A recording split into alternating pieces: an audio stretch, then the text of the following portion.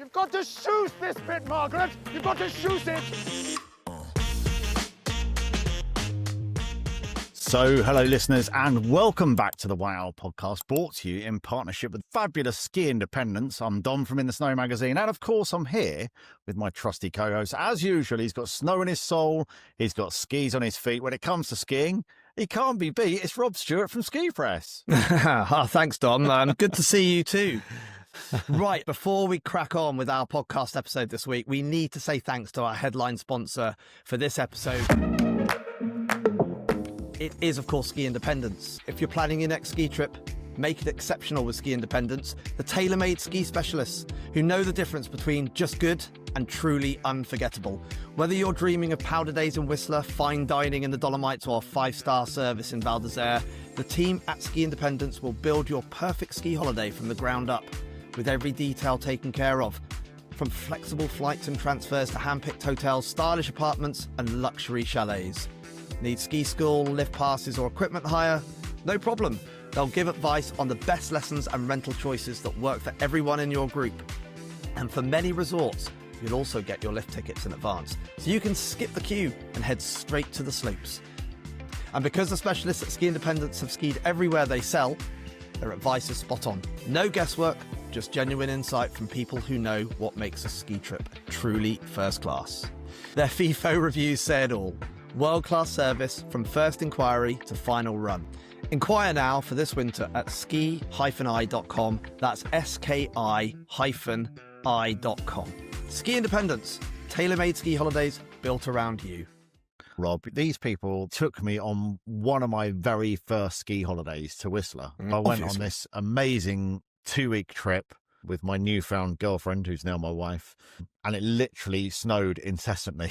We were staying in the Fairmont because we were young, free, single, and had money. And would you believe, now working with them on the podcast, it's incredible. Absolutely amazing, Dom. And yeah, well, I'm sure your girlfriend, now wife, had a brilliant time in Whistler. And where did it all go from there? Yeah, exactly. So, Dom, last week, we caught up with Karen and Ross from Ski Independence to talk all things Alberta in Canada, of course. Now, yeah.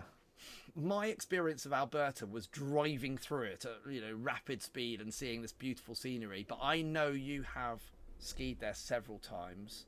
And we criminality, had a really Rob. It's you shouldn't be on here. I mean, like, who are you? Like, saying you've never skied in Alberta? It's a disaster. You've skied in Turkey and Kazakhstan and crazy places, but you haven't skied in Alberta's incredible. All I can say is that for me, I was in Banff recently, a couple of seasons ago, and I took a pal of mine, and I prattled on for I don't know how many hours the flight is, 7 or 8 hours or whatever it is, to Calgary.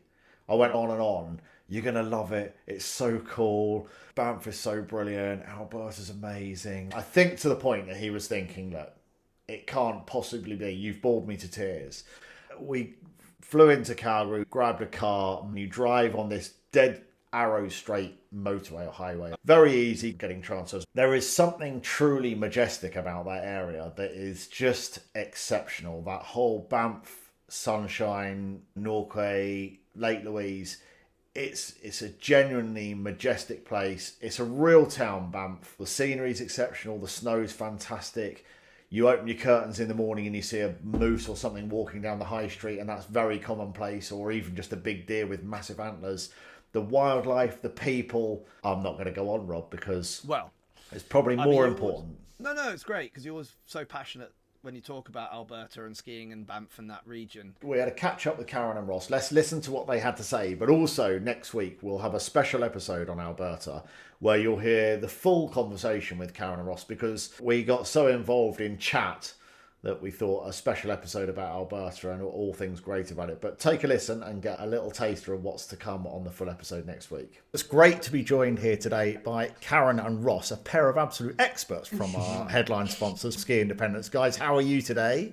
Very well, thank you. We're excited to see that the snow is arriving. I know. Just makes our lives a bit more exciting with people getting ready to go away. So, well, it's looking like it's going to be a good one. One place that you can be pretty sure there's always going to be snow, and good snow with, is Alberta. For the sake of the listeners, tell us a little bit about where is Alberta, how best to get there. So Alberta, you're in Western Canada, very close to the border with British Columbia. If you want to get there, You'd fly into Calgary. You can fly direct from Heathrow, which makes it super easy. From there, you're just under 2 hours to Banff, realistically. There's plenty of shuttle services that run if you want to do that. You can hire a car as well, which makes it super easy for getting to the slopes and things as well. And the main resorts that you would look at are Banff and Lake Louise, which are kind of linked on the same lift pass, which is super handy. And then the other one to look at is Jasper. Jasper is one of the most beautiful places on Earth. It's just phenomenal. Yeah, I mean, the journey to Jasper longer than what it is to Banff, but you are driving along the Icefield Parkways, which is just absolutely stunning drive. It's somewhere that you would want to make sure you're travelling during the day. And with it being that little bit further away, it's so quiet in the winter. You'll have the slopes to yourself. Multiple times we get people coming back from Jasper saying, okay, so where shall I go next? But it has to be as quiet as Jasper. Yeah. And you can take in the national park in the winter where there's no crowds compared to the summer, everything covered in snow, like even more spectacular. Whereas Banff is that more sort of busy towny sort of environment. I mean, I absolutely love Banff. Once you get there, the fact that you're in Canada's first national park feels so special. There's no other resort I can think of where you have the chance of a moose or an elk walking along the road. I mean, particularly if you've got kids as well. They'll absolutely love that. It's a very special place. You can feel for sure. I can get why people like the Jasper idea of it being much quieter and everything else. I like the big sort of bustly town. And I love the fact that you come out of your hotel and you are faced with whether there's deer or elk literally walking down the high street. Everyone else is going about their business and you're going, has anyone seen what's walking down the high street? You say that to people and they go, yeah, that's not going to happen, is it? And then very quickly you're proven right. Yeah. What about Sunshine Village? I've heard it's close to Banff and the season's really long there. Is that right? Yeah, that's right. It's a geographical location of Banff National Park. It's so snowshoe, not from like an altitude perspective or anything like that. It's the geographical location just gets such good snowfall with the temperature that holds properly for the full winter. You could be skiing in Sunshine Village and Lake Louise right through till May. It's not like some places where you can ski up until May and there'll be one lift and one run. It's very much full swing until huge long season, isn't it? Because some of the first World Cup ski races of the winter take place in Lake Louise, the downhills in December. And I always see it on TV, and I've never once failed to see the whole valley just covered in snow. It's exceptional. I think if you can properly get your head around that and you want to really ski there, you don't want to go over the peak times, you can get exceptional value for money going to places like this at the very start or the very end of the season with certainty as well. Particularly the views that you get on Sunshine Mountain and Lake Louise on a good day as well are just incredible. Even Mount Norquay, you've got a really lovely view of Cascade Mountain as well. It's a special time of year to go, but it's special any time of year, I would argue. I mean, it's interesting you talk about the views there. You can see the divide, can't you? That's where the British Columbia-Alberta divide is. I can remember the views and incredible destinations around the world. The mountainscape there, where you're right up looking at that divide, it's quite incredible. That ski area is fantastic. And of course you can stay up at Sunshine Village as well, can't you? I mean, that's somewhere that we would suggest you do a split stay, go and stay up there on clear nights. With it being a protected national park, you can be stargazing, just enjoy the calm and the quiet of the mountains. Enjoy your ski in, ski out part as well. I think a huge thing about going to Banff is enjoying the town. Staying up there, doing sunshine for a few days, head back downtown and use the shuttles to go to the other resorts. Kind of gives you the best of both worlds. It's worthwhile for the listeners to know that when you're staying in Banff town, you're not actually skiing in Banff town. You stay in the town and you use the shuttles to whether you're going to go to Norquay or you're going to go to Sunshine or Lake Louise. If you've got a car, you could do that yourself. If I'm honest, even when I did have a car there, I ended up using the shuttles. It actually ends up easier that you just get dropped at the right place. The shuttles, I mean, they're amazing. Such a sophisticated system there. It's really handy. Just in terms of where the town's located versus where the skiing's located, because it is a national park, everything's very well protected and preserved.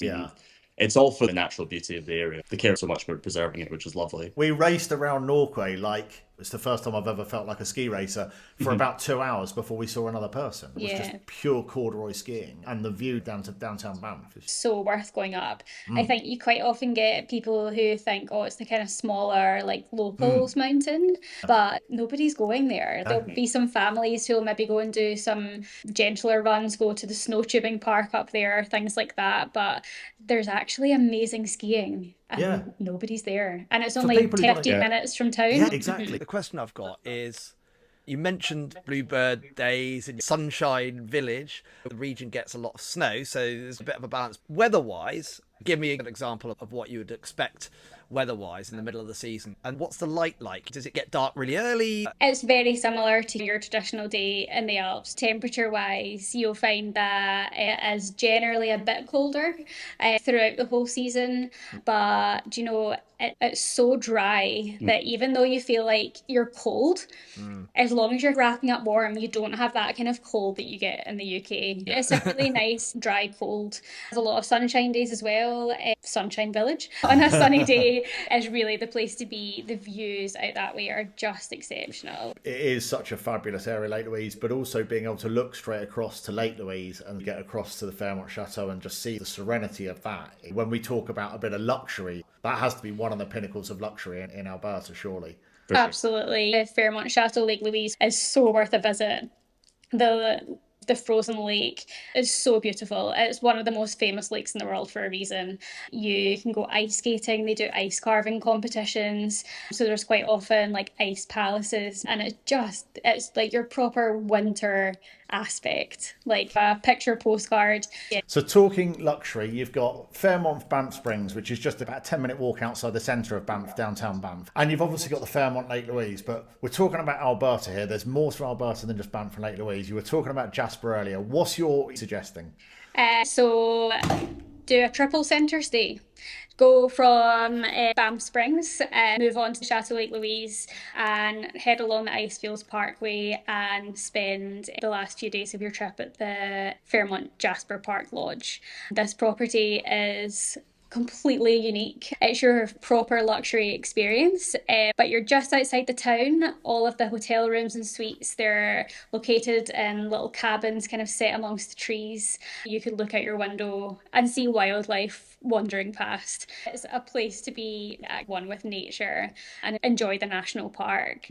Jasper itself is a similar vibe to what downtown Banff does. So again, it's your real mountain town. The ski area of Marmot Basin sits just separate from the town and accessible again by a very easy shuttle. With it being that little bit further away, the slopes are quiet. The scenery is stunning. People are so happy to be from there and share that culture with you. It's really nice. If you're doing a triple centre, you can do Fairmont Gold and all of those as well if you wanted. Fairmont Gold, you've got your dedicated gold lounge. You can have breakfast there every morning. Help yourself to snacks all the way through the day if you like. Your little boutique couple of floors in the hotel that just feel like yours. Wow. You two are good at your job. Where I want to go on my holidays. I'm definitely sold on this. Jasper as well is exceptional value. I love beach resorts really incentivise early booking. Some even have like book by 30th of April for the following year. They want you to get booked up early. And with that, you get the best price. So if you want to go, why not? Brilliant.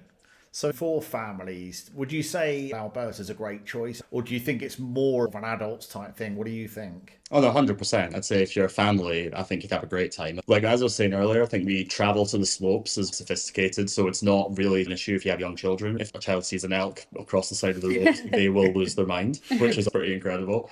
In terms of the Ski Big 3 area, they do have that in mind. Even the lift passes come with like a couple of grace days standard, so like you can kind of work around your holiday in terms of you get up one day and it's, oh, maybe the kids are knackered from their ski school yesterday. You can take that day off and you're not actually eating into your ski time. You can just use that another day, essentially. Especially helpful because Banff's one of these places where you don't have to just ski. There's so many other things you can do. So it's nice to have that option with the lift pass. Take time to see the national park, learn a bit of history, and space things out more. It feels like a ski holiday for sure, but it doesn't have to be if you don't want it to be. So it's a mountain holiday. Yeah, it's a mountain holiday. And I think it's definitely very good for families. And there's really good ski school options for kids on each mountain in Lake Louise Ski School. Feels like a proper adventure, doesn't it? We're talking about the Rocky mountains here, right? There's not many places that you can go and combine skiing with wildlife tours. You can go to frozen waterfalls, canyon walks, sleigh rides. There's not many places in the world that you can do all of those things on one holiday. And Banff is a real town, and I know that sounds like a silly thing to say, but there are real people living there, real lives. It's not a destination resort where people just go there to ski and then leave, and just a load of transient population and plus a few resort workers. So in terms of variation of food for kids, you know, whether you just want to be going out for burger joints or pizza places or pasta places, or if you want to go to super high-end steak places or whiskey tasting, it's got the lot, hasn't it? It's McDonald's to fine dining. Isn't it? There's that everything in between. Yeah. Kind of side, I think for a while it felt like you had the Fairmont Banff Springs, and then you had some really good kind of quality 3.5 star hotels, but that middle range has really now been filled. You've got the new Canoe Hotel and the Otter Hotel, then the kind of developed uptown part of Banff, along with the Moxie, and then what used to be the High Country Inn has now been completely renovated and restored to become the Kenrick Hotel, which is set to be all-encompassing, cosy. It's the smallest boutique hotel on Banff Avenue with very nice pool and spa facilities. They've really upped their game in the last few years to cover all bases. Can you guarantee that I'll see a moose? That's the only thing I'm worried about. There is a moose-sized moose statue outside the Moose Hotel. There is. So you that one. That's good enough for me. And that's a great hotel as well. I stayed there. And that's a great Really is, hotel. Animals that way. A lot of them are named after animals. Yeah. So that's not Right, okay.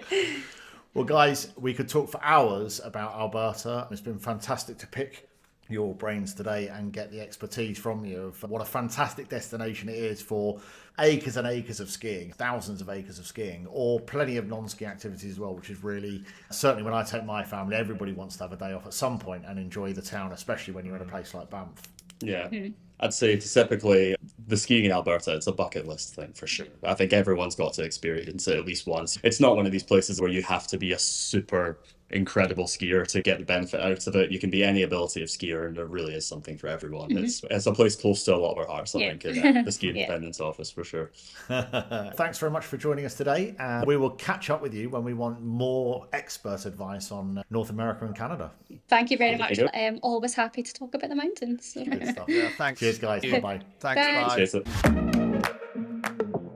There you go, Rob. As if it wasn't enough my big ramblings before we went into it, but you must be wanting to go there now.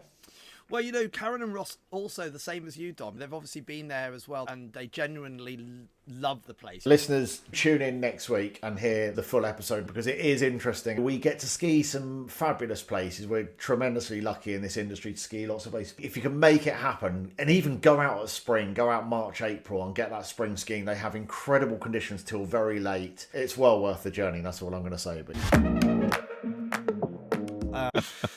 Well, I mean, it was good to see you this week at the World Travel Market in London. What an event that has become. It's nuts. That place is absolutely nuts. For those people who don't know, World Travel Market takes place in Excel.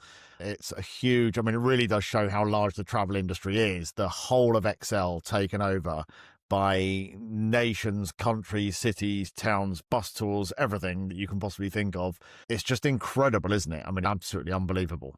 Sometimes I feel like I'm in the scene of Lawrence of Arabia, though. It's a bit different to the snow show. You're not riding around on a camel then? Apparently one year they actually had camels there, or was it elephants? It must have been camels. You don't get many camels in ski resorts. I did see some last winter in Turkey when I was skiing there. That reminds me, the movie that Dan Egan made when I was there with him, A Return to the Silk Road, is coming out on November the 11th. That's next week on YouTube. More about that later. Nice. Look forward to hearing about that. Well, I've heard Yeah. in Morocco you can use camels to help access the snowfields of the Atlas Mountains. Have you been there? No, I have seen the Atlas Mountains when Yeah. skiing in southern Spain, Sierra Nevada. I mean, that was pretty cool. Have you been there? No, I haven't. It's definitely on my list, though. It looks very good. Yeah. But also great to see Verbier opening its higher lifts last weekend. Lots of people skiing on the first day of November. Yeah. Pretty crazy. I know. There's a few places that opened early that we'll hear about a little bit later on. Were you there for the opening in Verbier? Funnily enough, back in the day, I'd start my season in mid-November in Verbier and do a week on the glacier. Different times, but we often didn't get snow until early December, to be honest. Different times, but I'm sure still just as fun. I was chatting about that this week and how the whole après ski has evolved, probably in a good way. I like a bit of après before dinner, and then I can get some sleep. Back then, shall I show my age and say it was like the early to mid 90s we're talking about here? You might have occasionally had a live band playing at sort of 4 or 5 in the afternoon, but it wasn't the norm. Yeah. I mean, now it's party central at that time, isn't it? The Austrians have been doing that for a while, to be fair. I guess in France, something to do with the cultural change. They've definitely had an input there. I agree. I mean, that's probably the case. I like live music, though. Now you can get that too. I'm definitely into that sort of ski, have a bit of a late lunch, ski a little bit more, stop an après, dinner, crash out, that sort of thing. Yeah, it's nice. And then maybe you can party on till 3 a.m. and ski the next day. Well, I possibly used to do that, but people still do, right? Those young seasonaires, although I bet they aren't as crazy as we were. I mean, really crazy. Probably for the best, I guess. I'm not sure people are climbing through the windows of the pub Montfort in Verbier anymore to avoid the huge queues to get in every night. That place was a bit of a den of debauchery. I remember a Daily Mail journalist trying to interview me in the Louvre once, and he had to leave because it was too much for him.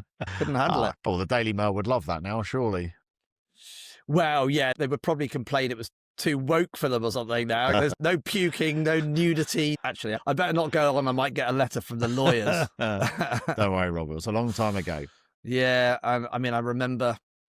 This is, are we going to talk? I remember Topical. Andrew Windsor, formerly known as Prince Andrew, hanging out a lot in the farm club. Oh, wow. Back in those days. Maybe he needs to go back and do a sea skis and give himself somewhere to live. Well, yeah, I mean, not sure he'd make a good chalet boy. No, I think that's probably right. What, his former wife? Well, yeah, she was hanging out with him, to be fair. And actually, she always seemed really friendly. And in fact, my old flatmate was the kids' ski instructor for years, and she was treated really well by Sarah Ferguson. So I'm just putting a nice word out there. In my experience, it was always a good one. So, I mean, I've probably got some stories, but I don't need the lawyers on my back. No, no, that's just about you, Rob. Yes. I mean, that's a different story, but I don't want to sue myself. Right, well, quick fire questions, Rob, to wrap this up. Best ever après skiing experience? Blimey, that's a crazy question. There's been thousands, literally. Can I give you 3? And then I need yours too, right? Okay. All right. Well, number 1, pub crawling in Verbier back in the day, in going to the farm club with my telemark boots and skis with me. Yeah, it was good fun, après ski. Number 2, do you remember? I still remember that live music après we had. You were there in Crans-Montana at 0D in Crans-Montana, right? Yeah, that was years ago. The sun was out. Great atmosphere, and it just all went off. Brilliant live band. Yeah. Really memorable, that was. And number 3, sorry, I am going back to 0D again, probably because I do go there quite a bit in the winter. But it was just after COVID, and we all got let out. James Haskell, the rugby player, was DJing, and the whole place just went berserk. It was crazy. That was brilliant. So that's my top 3. Oh, hang on. Sorry, just next one. Last season, Meribel Village at the place called the Loge de Village, right at the bottom. Live music, followed by go up the stairs, indoors DJ set, loads of fun. Love it. Loads of fun. So that's anyway, great. That was the first one 30 years ago, and the last one was last winter. I was going to say, it's quite nice that your favourite après sessions weren't necessarily back when you were 20. I just can't remember most of those ones. Yeah, exactly. I'm just slightly looser. Yeah, exactly. Right. Well, thinking about mine, what do we have? I remember taking the kids to the Folly for the first time. They were mesmerised by the dancing, the smoke cannons and the champagne coming down. They were really young. One of them fell asleep and the other one was dancing on the table. I've got a video of one of them dancing on the table at about 3 or 4 years old. So that's a great memory. I think Cocoricho Teen about 3 or 4 years ago. It was just one of those nights where everything came together. No planning. We were there with some friends. The kids had some friends there. Fireworks were going off outside our apartment. Wandered across the piste, straight into Cocoricho, and just one of those great nights. That was really very good. And I think probably my third one, I remember going with a bunch of mates, and I'm pretty sure we were staying in Morzine, and we were skiing around that area. We stopped for slightly too early après. This particular friend is always very keen for the first beers. We were all pretty knackered. And one guy had to be taken off to hospital. He'd got concussions or something. And we sat down, had a few beers, and one of my mates said, "What are we going to do tomorrow?" And the other guy who had started on the beer said, I don't care what we do as long as it doesn't involve skiing. And I think it's one of those things that I just remember so well, because we're on a ski holiday. We're here as mates skiing. That is ridiculous. You can't possibly hate it that much. Why are you saying that? Just one thing I'm going to say here, you know, the whole word après-ski. Yeah, I know exactly. it's French and some people might get confused, but it is après-ski, right? Exactly. Okay. I remember being in Maribel a couple of seasons ago with my daughter, and we were in the Fully Deuce in Maribel dancing on the tables, and she was loving that. It was great fun. Such fun. Anyway, we went off on a bit of a tangent there because we started talking about early season snow. And World Travel Market, yeah. So what else have we got there? Brilliant. What else have we got? Well, Dom, it's news time. Your weekly roundup of everything happening in the world of snow, skiing, and the mountains. New lifts, expansions, and modernisation of resorts. Let's see what's been making the headlines this week. Well, Verbier kicked off early. We've already given Verbier a big shout out, but they opened early because they had a bunch of snow. They kicked off their winter season early last weekend, thanks to that great snowfall and the low temperatures that allowed snowmaking to run around the clock. The opening started with the Lac de Vaux sector, giving skiers and snowboarders the first taste of the Swiss Alps for the 2025 season. Super exciting. It was all over our Instagram. And more terrain will be opening as conditions allow. So keep a lookout at verbier.ch. Yes. Well, also, new ski runs at Baqueira Beret. Baqueira Beret, in the Spanish Pyrenees, of course, has expanded its ski area for this winter with new pistes designed to improve flow across the resort. The additions enhance the connectivity between Baqueira and Beret sectors and increase the total marked runs to over 170 kilometres. And the resort continues to invest heavily in terrain and lift infrastructure to keep pace with demand. It's getting busier. I'd like to get down there. I know the guys there. Like, we've been out to Whistler together. I've seen them loads. Great imagery. I've never been. No, me neither. Needs to happen. I can imagine that Spanish influence must be so interesting down there. Yeah, I mean, I've been to Andorra quite a few times, but I've never been to the Spanish Pyrenees side. Every time people go there, they love it. They absolutely love it. Dan Egan, as you talked about, returns to Silk Roads. He's a bit of a ski legend and author. His latest film will premiere on YouTube on November 11th. The movie follows a ski adventure through Central Asia, inspired by the ancient trade routes crossing high mountain passes. Blends history, culture, big mountain terrain in areas rarely seen on screen. The trailer and launch details will be left in the podcast notes on Dan Egan's YouTube channel. So you were involved with that movie, Rob. Are you going to feature in the movie? No, I'm not in the movie. I'm a producer of the movie. Are you? Yes, and it's a really great film. I mean, I've seen the full version. It's 20 minutes long. Okay. It's going to premiere on YouTube at 6 p.m. on the 11th of November. It's a nice story about how Dan goes back to Turkey after all these years. So what else we got? Freeride Republic launches a new community organisation, Freeride Republic, with a mission to grow participation in freeride skiing and snowboarding. They're aiming to connect riders and training opportunities, events, safety education, with a focus on grassroots development and local mountain communities, which is quite cool. You can find out more information on freeriderepublic.com. Another interesting one, I had a chat with the guys this week from Freeride Republic. The British guys that started this organisation because their kids were going and doing ski seasons, or they were starting to ski off piste when they were younger. And they were like, hang on, we really want to make sure they're safety, they're aware of what they're doing and have some training. They're not trying to replace proper courses. In fact, they're encouraging people to go on courses.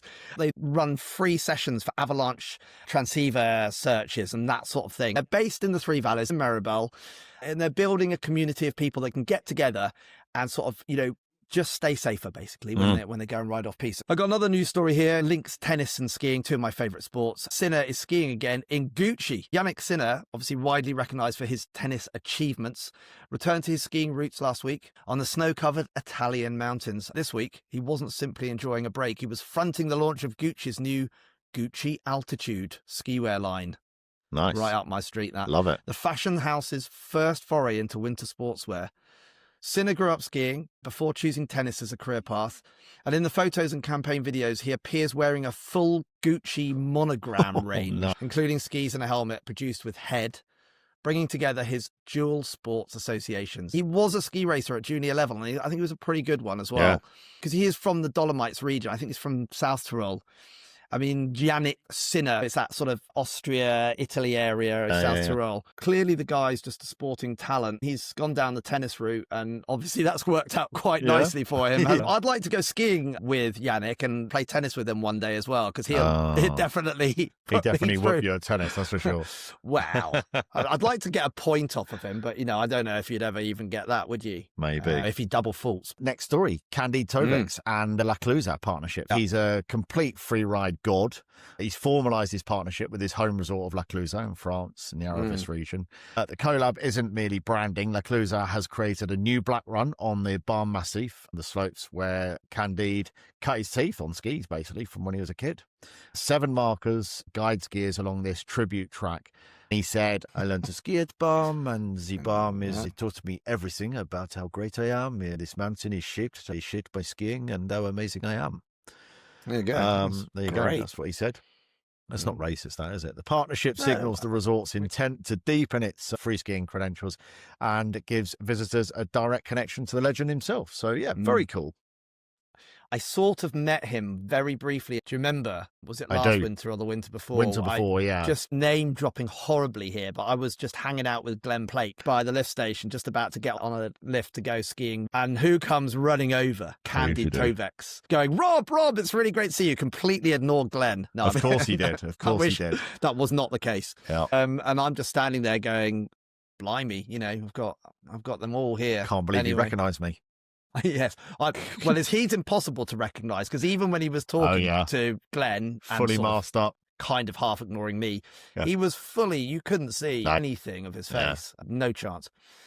I would recommend anybody who's got a spare 20 minutes and they're trying to find something to watch on YouTube or something, YouTubing some of his young kid videos when he was growing up and his parents talking about what he was like and that. It's so fun, so endearing, brilliant. But anyway, on to much sadder things. I just wanted to mention a legendary skiing journalist, Minty Clinch, has very sadly passed away. Minty was a freelance journalist and a travel writer whose work spanned skiing, adventure, tourism, lifestyle, hotels, everything. She studied at Trinity College in Dublin and began professional writing around the mid-1970s. She adopted the moniker Silver Vixen for her blog. She started to share her own travel stories there. She wrote for the Daily Telegraph. She wrote for many other newspapers, and she sort of bridged that world of skiing and travel journalism, really. She did things like ride across Mongolia on a horse and things like that. I mean, she was a really kind of adventurous woman, but an amazing personality. I didn't really know Minty very well, I must say. I met her a few times, and her charisma and her personality was just really incredible. I mean, she's such an amazing woman and has this incredible reputation in the industry. There's a lot of skiing journalists out there right now that are very sad to see a Minty go, but I just thought I'd mention that. Yeah, it's well worth mentioning, and I'm sure many listeners will have read her stories, may not even know that they've read stories written by Minty. So that was quite a shock when I found that out yesterday. Indeed. So on to better things, Rob. Yeah, now it's time for the weather, Dom. Will it be chocks away or hideaway? Will we be whistling tunes or having bad moods? Let's take a look at the one big thing none of us have any control over. Right. Where can you ski right now? Well, the best snow options in the Alps are the glaciers and high altitude areas. Think Zermatt, Cervinia, Saas-Fee, and a handful of glacier resorts in Austria and France. Lower mid-valley resorts are generally still too warm to rely on natural snow. Many are targeting late November openings and are watching snowmaking windows closely. So, yeah, plenty going on there. I think it's a bit mild at the moment. It's a bit changeable across most of the Alps, but daytime temperatures are pushing up a little bit in the valley. Mix of sun and cloud, but snow at higher elevations. So the higher glaciers are staying cold enough for good skiing. And apparently there's really good skiing conditions at the moment on those glaciers. And it does look like, we're going to get some more of the white stuff quite soon. Certainly, there's been a chunk of it, so it's looking good. In terms of a take for skiers at the moment, if you want turns now, focus on glacier operations, so the Zermatt, Saas-Fee, Solden, Hintertux. Watch resort websites for staged openings, because, obviously, as with Verbier last week, able to open a little bit earlier, it's well worth keeping an eye out. We're constantly reporting on our Instagram, in the snow _ magazine. If you watch our stories, we're constantly updating resorts that are opening. Well worth keeping an eye out on that. Scandinavia at the moment is a pretty good bet. You know, Finnish resorts, especially like Ruka and Levi, they're already open. They use stored snow through the summer, and they're also getting some natural snow as well. It's a really good bet for early skiing. In Levi, quite soon, we have the slalom races coming at the World Cup. There's other Swedish and Norwegian resorts also preparing for openings later on in November. 7-day picture. Northern skiers are trending colder over the next week and decreasing daytime highs and a chance of snow flurries at higher altitude. Ruka's forecast even shows a spell of steadier snow early next week. Southern low-lying parts of Scandinavia remain milder and more changeable, but the north is moving into more wintry conditions. So yeah, if you want reliable turns, point your boots to Finland, Ruka and Levi. Yeah. Keep an eye on local lift reports. These resorts are usually the first to open in Europe and are already running lifts. At the moment, large ski areas in North America are mostly still in that pre-season mood, but several resorts on the West Coast and the Rockies have early projected opening dates in November. Breckenridge, Copper, Timberline, Loveland, and others have early November targets. Bigger names like Jackson Hole and Whistler are mostly sort of that mid to late November time as well. And then there's, you know, a handful of smaller independent areas that they're looking to run early lifts, especially if they can make snow as well. I mean, Banff Sunshine, I think, is opening early. Lake Louise as well. Lake Louise has already opened, and Keystone was the first to open this year. Normally, it's Arapahoe Basin. They're looking at each other, just vying for the first place. But yeah, Keystone pipped them to the post this year as the #1 North American resort to open. Banff is looking good. Lake Louise is looking fantastic at the moment. And I saw Whistler was looking very white yesterday. Oh, brilliant. Yeah, so that's looking pretty good at the minute. I think it's a positive start. Very exciting times, Rob. Very exciting. We love talking about the snow. Few weeks away. I think we'll both be on the snow. So that's exciting. Lights gone. I'm going to change these lenses, people. Next up, we are talking all things gear, and this season's Gear Buyer's Guide is brought to you in association with Ellis, Brigham, the mountain sports specialists.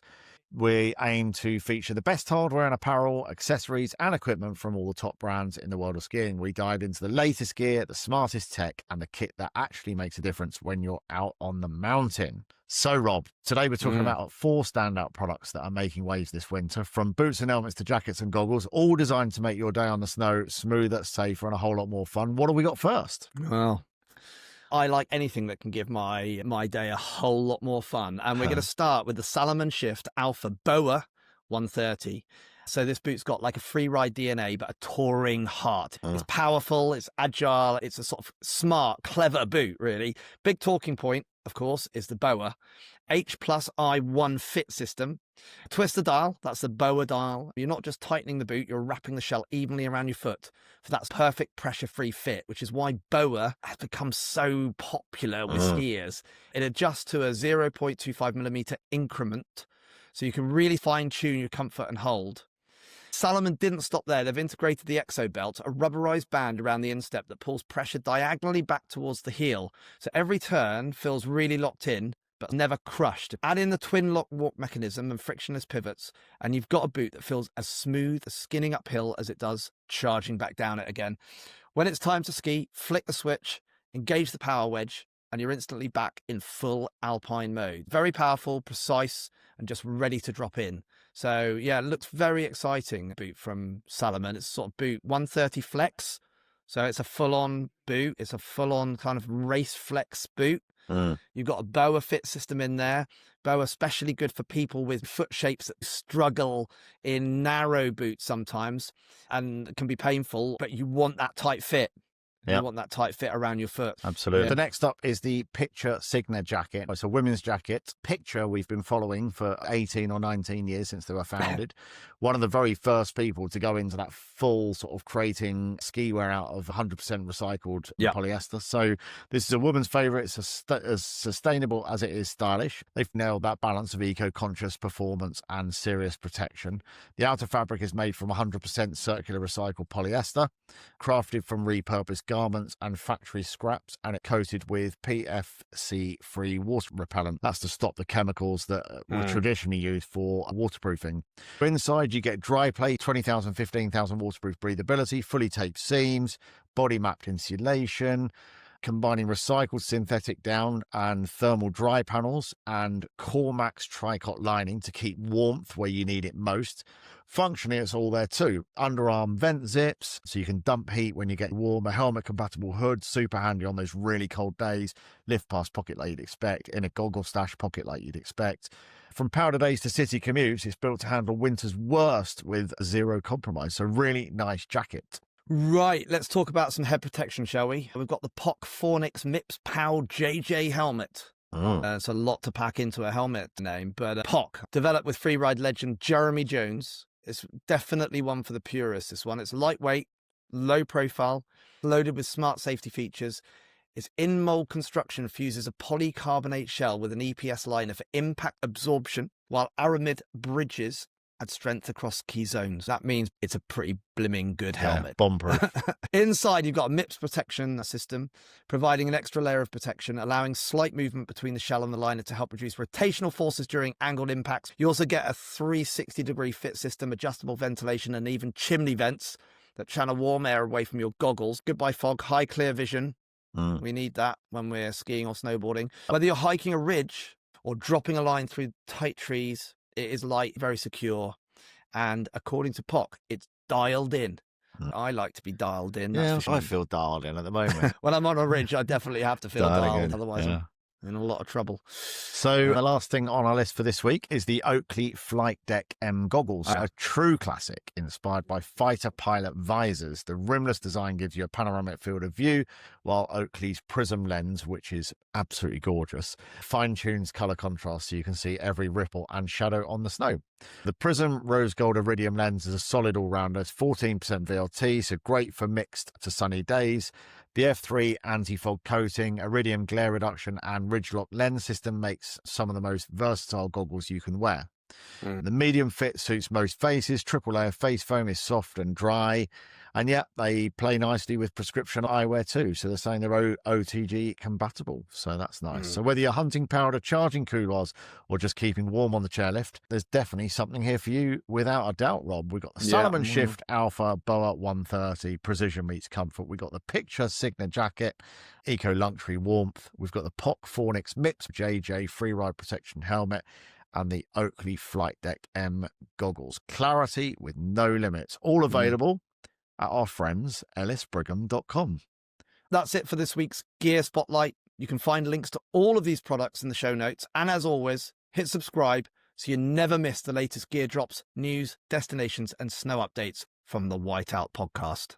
Perfect. And also, if I might just plug the YouTube channel for In the Snow Mag, I have got videos going out next week for best helmets under £100, best ski helmets for the winter season, best low-cost goggles, and best ski jackets for the season. So there's some quite exciting YouTube videos coming out next week. So cool. Yeah, definitely worth looking out for. All right, I'll check them out, Dom.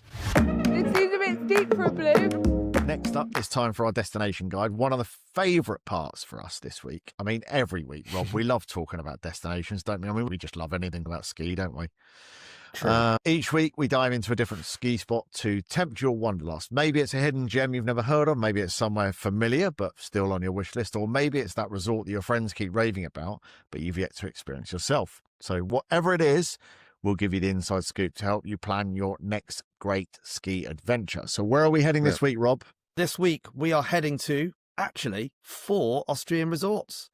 Austria, very good at ticking all the boxes in terms of charm, beautiful for families, great snow conditions. We're diving into 4 areas that absolutely get it right, from the Tyrolean villages to mega ski areas, all packed with great skiing, incredible food, and that famous Austrian warmth. So, first up, St. Johann in Tyrol. So I love this one. Together with its neighbouring villages, you've got Oberndorf, Kirchdorf, and Erpfendorf. Is a proper Austrian charm. Great value, loads to do, seriously welcoming, great area. St. Johann in Tyrol. Nice, it is nice, very pretty.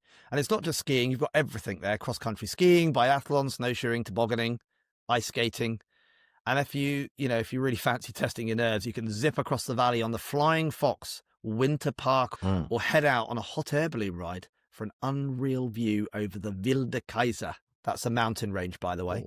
It's not a strange bloke that's just hanging out in the valley. It's very cool. So in a great area. If you're more my style, find a cozy mountain hut, grab a big plate of Kaiserschmarrn and just watch the snow falling outside, because that's just gorgeous there. I mean, it's so nice. They've got that real mountain hut feel down to an absolute T, haven't they? Yeah, no, I can see that. There's 18 huts across just 40 kilometers of slopes, right? So you're never far from a strudel or maybe a schnapps. Yeah, and it's super family friendly. 6 ski schools, 6 kindergartens, free practice zones for the little kids. Plus, the kids absolutely love the resort mascot, Yappy, this little Yeti that pops up everywhere as you're skiing around. So it's very cool. Nice. I mean, it's one of those resorts that just kind of makes skiing easy as well. You can go small, you can go big as you like, stick to that local 40 kilometers, or upgrade to the Threelander Freizelt Arena with 160 kilometers. Or go all in with the super ski card and access nearly 3,000 kilometers across the Alps. Pretty tricky to do in a week skiing, I would say, unless you've superhuman in some ways. But well, maybe I've actually stayed in Kirchdorf before. It was a lovely little hotel. I mean, that wouldn't be the worst thing to do for a season. Base yourself in Kirchdorf and just get your super ski card. Exactly. So when you're done skiing, it doesn't stop there. You've got winter hiking trails, spas like Panorama Baldewelt for a swim and a sauna, horse-drawn sleigh rides, even an indoor play area called Mermies Kinderland for the kids. Great. It's a good balance, you know, proper skiing for adults, heaps for the kids, loads of local charm as well. It's very pretty. Next up, we've got one of Austria's biggest family hits, and that's Surfhaus Fisladis. If St. Johann is relaxed charm, this is full-on family adventure. It's perched high above the Tyrolean Inntal Valley on a sunny plateau. They get 2,000 hours of sunshine a year. Beautiful. You know, there's very upbeat sort of vibe there. It's a happy place. It's very cool. People smile a lot, and it feels like the mountains are really sort of built for fun. When you're there. Not surprised. I mean, they've got 214 kilometres apiece, 68 lifts, more kid-friendly areas than anywhere I've ever seen, from Mermley Park to Berta's Kinderland, where little ones can learn through play, which is nice. Yeah, and the facilities are unreal. I mean, the new Ladis Valley Station has got ski depots and heated lockers, and there's even an underground train. They've got the world's smallest, highest subway. Nice. Gliding you between the villages as well. So it's pretty crazy. It's wild, isn't it? Yeah. You literally float to the lifts on air cushions, only in Austria. The food scene here deserves a shout out too. The Crystal Cube at 2,600 meters serves gourmet meals with panoramic views. And there's everything from fondue nights at the ski lounge to vegan dishes at the Sielmhög. I don't know if I've said that properly. Sielmhög, I think it probably is. Sielmhög. Yeah, I think you're right. It's one of those places where you could ski hard all morning, enjoy proper Tyrolean lunch, and still have time for a bit of sledging later on with the family, maybe race each other down the slopes. Yeah, right. I mean, that's kind of what makes ski holidays so special, right? But they've built a resort that works for everyone. Families, foodies, thrill seekers, even the grandparents. Yeah. Plus, it's pretty easy to reach. Innsbruck's just 90 minutes away, and you can be on the slopes the same afternoon you fly in. So that's pretty cool as well. And they've got tons of extras, you know, night skiing, fireworks evenings, kids' discos, even guided snowshoe hikes.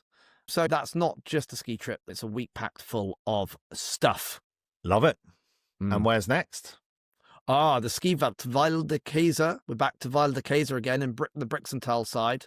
If you want big, as in vast, then Ski Veld Weil de Kaiser Brixental is the one. It really is. I call it Wilde Kaiser. You're probably right. Did I say Kaiser? It's our Austrian accents, Rob. We've not perfected it. As far as I'm concerned, the Ski Veld Kaiser Brixental is one of the largest connected ski areas there. 275 kilometres apiece, 81 lifts, more than 80 mountain huts.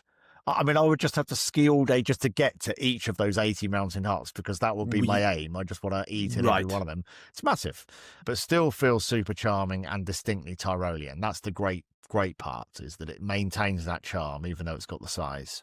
I started skiing in this area when I was a child, and Westendorf is part of this area. 88% of those runs are blue or red as well. So it's great for sort of mixed ability families. And you've got Austria's biggest night skiing area, fun parks, loads of great family deals, like family ski weeks where kids ski free. And on the sustainability side, they've been ahead of the game for years here in Ski Veld, running entirely on green electricity since 2002, with solar-powered lifts and GPS snow management to save energy. So, yeah, very cool on that front as well. Yeah, it's really accessible. You have a night train from Amsterdam, so it's quite a nice little city tie-in break, isn't it? To Amsterdam and take the night train from there. And Dusseldorf. Even London now with some new routes. Nice. Bed in London, skis on in the next morning. That would be very cool, wouldn't it? That's by the train. dream. That is the dream. Yeah. And the mountain food here is next level too. Every few kilometers, there's a hut serving up dumplings or strudel or schnitzel. Oh my God, I'm so hungry now. And the revolving restaurant at the top, that's an absolute must. Unreal views, amazing food, and a proper Austrian welcome. It's big, modern, sustainable, and it's full of character. I know a few people like that. Yeah, I wouldn't put myself in that category, but anyway, Ski Velt definitely has everything. It has it all. And then the final area, St. Johann in Salzburg. This is only 60 kilometers from the city and part of the massive Ski Made network. So a different St. Johann, as you say, the one in Salzburg. It's got 210 kilometers of groomed piece, really nice groomed piece there as well. Great ski schools. Yeah, stunning views over the Tennenberge and Hochkönig. Okay. It's classic postcard Austria. They are also mountain ranges, by the way, those two things. Yeah, just some the people know that. Hochkönig. Yeah. Yeah. Well, what I love about this is the variety. You can ski right from your hotel door in Alpendorf or head to the quieter Hahnbaum area where kids and beginners can make their first turns. After a few runs, grab a seat on a sun terrace and get a hot chocolate, a bit of mulled wine. It's just that perfect mix of the sport and the serenity. They've got loads of family stuff there as well. That's the Jokey Woo Kids Week. Right? Nice. It's apparently really cool. There's even a fairy tale hike through the snow. Off the slopes, you can explore the town. Shops at cathedrals as well. Or my favourite. Here we go. Do a schnapps tasting. Like, definitely après ski. Sounds good. I like that. Always the schnapps, Rob. Always the schnapps. Wow. But yeah, when in Austria. When in Austria. It's got that blend of skiing, it's got food, it's got the warmth, it's got that nice friendly feel about it. These places really do sing. And with plans to go fully climate neutral by 2025-26, it is another example of Austria leading the way in sustainable skiing. That's 4 amazing resorts that really get it right for families, Dom. Good work. We love a bit of Austrian charm. So you've got St. Johann in Tyrol for its charm and family friendliness. You've got Surfhaus Visladis for sunshine and smiles. You've got Skiwell for its sheer scale and sustainability. And St. Johann in Salzburg for that mixture of ski and culture. Well worth looking those up. I'll put those links in the notes, and we've got a bunch about it on inthesnow.com, or go to austria.info if you want to look up more information on those destinations. Great skiing, great value, and that unbeatable Austrian Lebensgefühl. Oh, yeah. It's that whole smiling joy of life. We love snow type feel. Lebensgefühl. Lebensgefühl. Couldn't have said it better myself, Rob. All that's left to decide is which one you're going to go to, which is going to suit you. You know what? I'd love to go back to Ski Velt because I skied there as a young teenager on my first 2 ski holidays. So there we go. Great. It seems a bit steep for a balloon. Next up, We've got an interview with the Carrick Smith boys, right? Freddie, Zach and Luca. I mean, these guys, Dom, they are fast becoming the big young ski stars of British ski racing, and they're getting some attention internationally as well. I'm here with Freddie, Zach and Luca Carrick Smith, and also Molly Butler. Hi, everyone. How are you doing? Very good, thanks. And you? Yeah, great. Where are you? Right now, we're in Solden in Austria. We've just been training this morning, and well, actually this afternoon. We started later, yeah. 11 actually. Oh, yeah. Wow. That's a luxury for a ski racer to start that late in the morning. In the autumn. Freddie prefers to have the day finished early, but yeah, it's a nice lion. Fair enough. And so you've been in Solden for a while. How long have you been hanging around in Solden then? About 3 weeks, I think. Yes, Hereabout for the last. Solden and Pitstall. Okay. Us 3 went off to Vaux, Italy for 5 days while they were watering the slope over here. And what are the conditions like now compared to when the World Cup was on a couple of weeks ago? Freddie will be able to tell us that. It's pretty decent, honestly. It's pretty similar to the World Cup. So it's it? Actually, I'd say a little bit more icy now. They've started watering it. So but yeah, I don't think they watered it for the World Cup, but they watered it 2 days ago. When people watch that on the TV and they watch the glacier run, I mean, it's quite a lot steeper than it looks on TV, isn't it? Yeah, I think it is for sure. I've only ever seen Levy on TV, and they're all saying it's so much steeper than it looks. So it's probably the same here. And you know, when you were training on that ice and you said, Molly, they water it down, right? Yeah, they do. How do you actually get an edge into that, or don't you? I mean, yeah, our coaches work very hard to get skis as sharp as they possibly can. So they do definitely grip, but it's just having trust that they will, I guess. Well, I think it's more like down there, it's more like a bite. Yeah.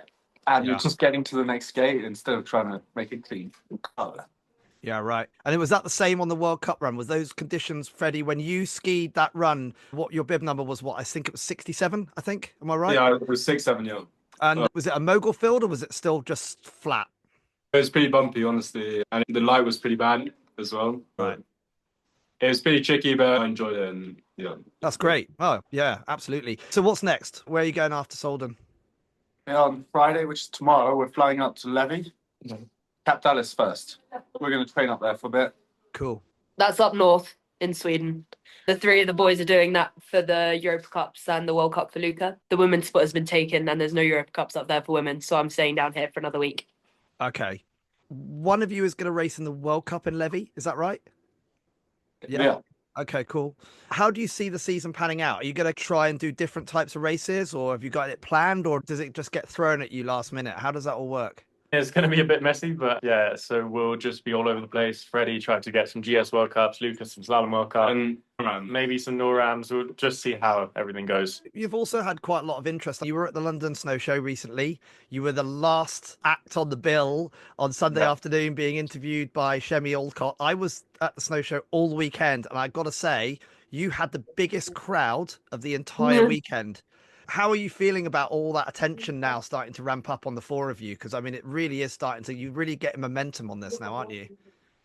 But yeah, it feels good. Yeah, I think it's pretty cool. Yeah, I like it. I think. Yeah. Oh, that's good. So you don't, I mean, do you feel like that sort of motivational thing when people get... Yeah, well, it was nice at the World Cup as well. There were so many GB flags and there was all the XL guys and some army people Supporting Freddie. It was quite cool. All the British Army guys were out here for a camp. They actually had a flag made. Freddie carries me, go Freddie flag. Oh, really? And it's 2.5 meter British flag. It was quite cool, yeah. But good support. And just for each one of you, what is the race this season that you're really looking forward to the most? I'm excited about that. Yeah, there's not really one specific race. I think I'm excited for the World Juniors. World Where's that Juniors going to be? I think it's up north. in Norway. It's in Norway. Okay, Yeah. World Junior Championships in Norway. What's your favourite destination for skiing or ski racing? Where we're based in Austria is quite beautiful for the winter. Got a place. We train mainly in a place called Brigham, and we love that. Is that where Dave Riding trains as well? Yeah. Occasionally? It's a couple of mountains over from Schladming. Right. But yeah, we just love that. And the Kaisersman on that mountain is so good. So, Is it? Yeah. That's my favourite. Good Kaisersman. Okay. Well, I need to get myself over to Rotterdam at some point and check out the terrain with you guys. Have a brilliant season. It's been really good catching up with you. And we'll be watching as much as we can. And I'm sure everybody is going to be watching as much as they can. Thanks. Cheers. Yeah, thanks so much. Brilliant. Thanks a lot. Thank you. Great to catch up with the boys, isn't it? Well, fantastic. So we saw his race last week. What an incredible job. And I think you talked quite passionately about the fact that stood at the top of that race run, looking down on that sheet ice and careering down there. I mean, it was a fantastic race. It was so great to watch. Well, that's it for today's episode. Thanks so much for tuning in, listener. If you've enjoyed the show, make sure you hit that subscribe button so you never miss an episode. And if you want to watch the full video version with a few overlays of stuff that we've been talking about, head over to our YouTube channel in the Snow Mag. Just search the White Out Podcast on any listening device and you can pick it up on YouTube. Yeah, watch the full video version. We've got loads more ski stories, gear talk and destination inspo coming your way this season. So stay tuned. And as always, see you safely in the mountains. Rob, all the best. Have a good week. You too, Dom. Thanks very much. Bye-bye. See you. Bye. Bye. I'm pretty sure it's called a walkie-talkie, mate.